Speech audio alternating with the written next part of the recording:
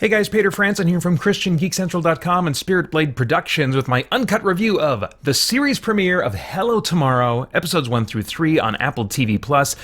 IMDb didn't have a very good synopsis, almost nothing, so here's my crack at it. In an alternate history near future inspired by 1950s science fiction, Jack Billings, a salesman who long ago abandoned his family in favor of his career, leads a team in selling homes and timeshares for property on the moon.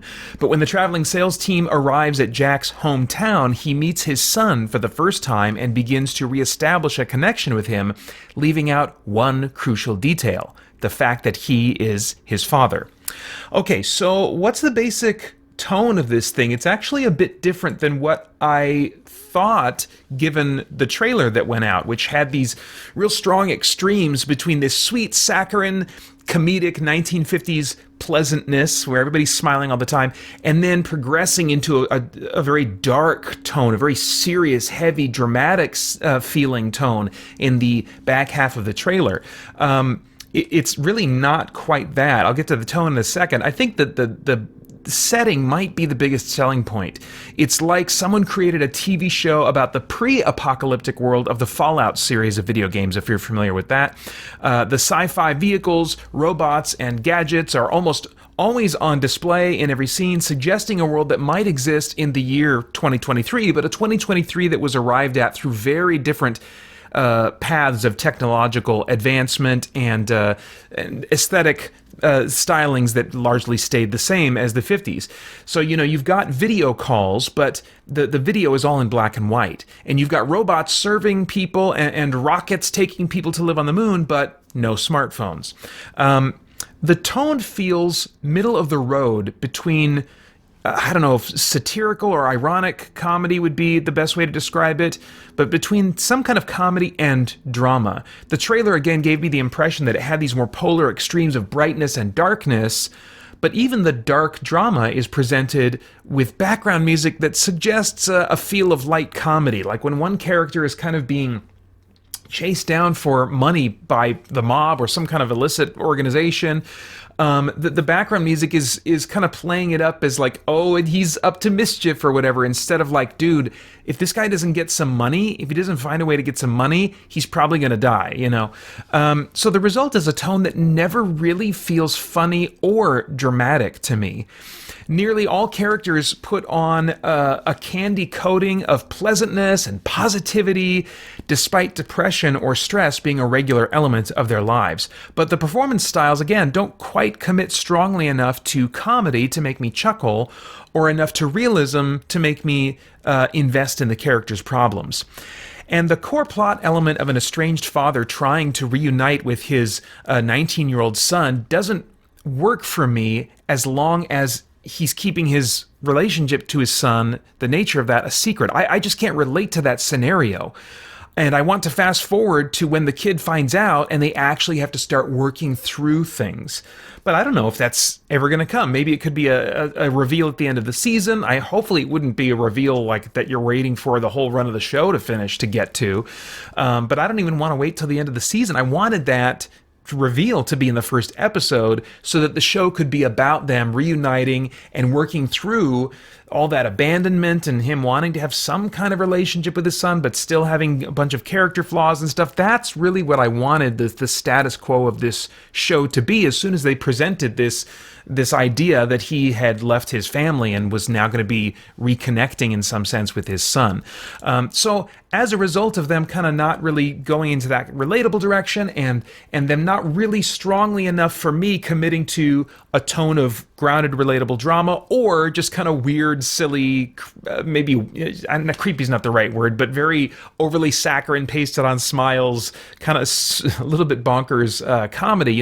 It's in the middle of that spectrum somewhere, and so I'm left feeling like Revelation 3:15 and 16 somewhat appropriately describes how I feel about this show so far. It says in the ESV, "I know your deeds, that you are neither hot nor cold. I wish you were either one or the other. So because you are lukewarm, neither hot nor cold, I am about to spit you out of my mouth."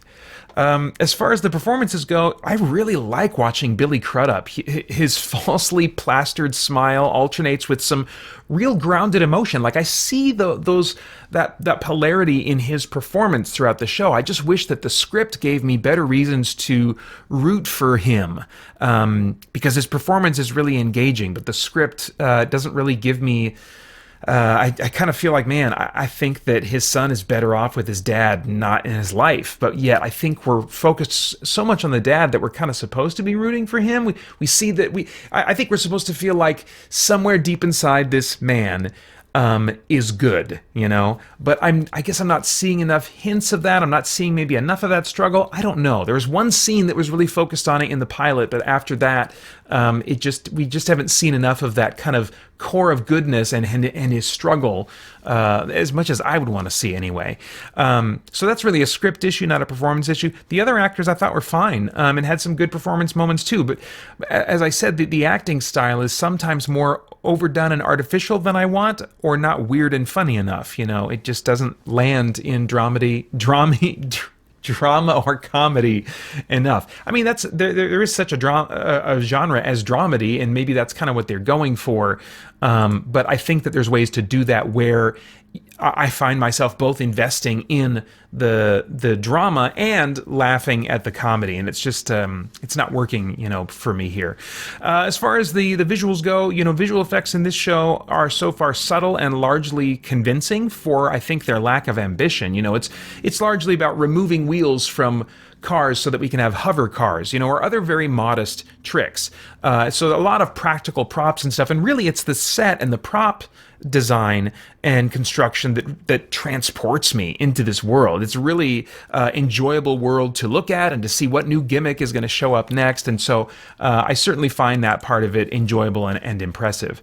Okay, as far as themes, is there anything of moral, philosophical, or spiritual significance going on in the themes of this thing that could maybe trigger some worthwhile thought or conversation? Maybe something about, work or ambition versus investing in family and relationships. I mean, that seems to be kind of the most obvious theme, and that's a theme worth considering. I don't think we are in American culture today as much obsessed with like working hard and making our way in the world through our careers and stuff. So I don't know that that's as valuable to kind of comment on as today, perhaps considering balance between entertainment and relationships, or social media versus real in-person interactions. I think that would be a more worthwhile theme to kind of comment on, and I think that they could even use this setting to find ways to do that.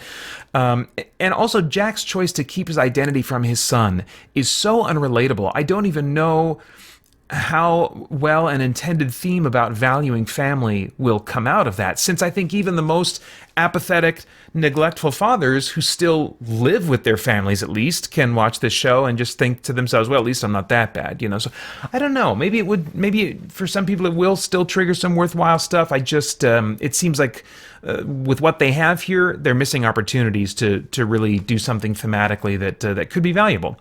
Now, I have no idea what your tastes are in TV shows, but if I were a time traveler, I'd go back in time and say, Peter, skip this one. The trailer looks really cool, and the design of the world, it's a neat thing to look at for maybe one episode, but the story itself, despite Crudup being a strong performer, the story, the tone, it's too middle of the road to really engage you as either a comedy or a drama.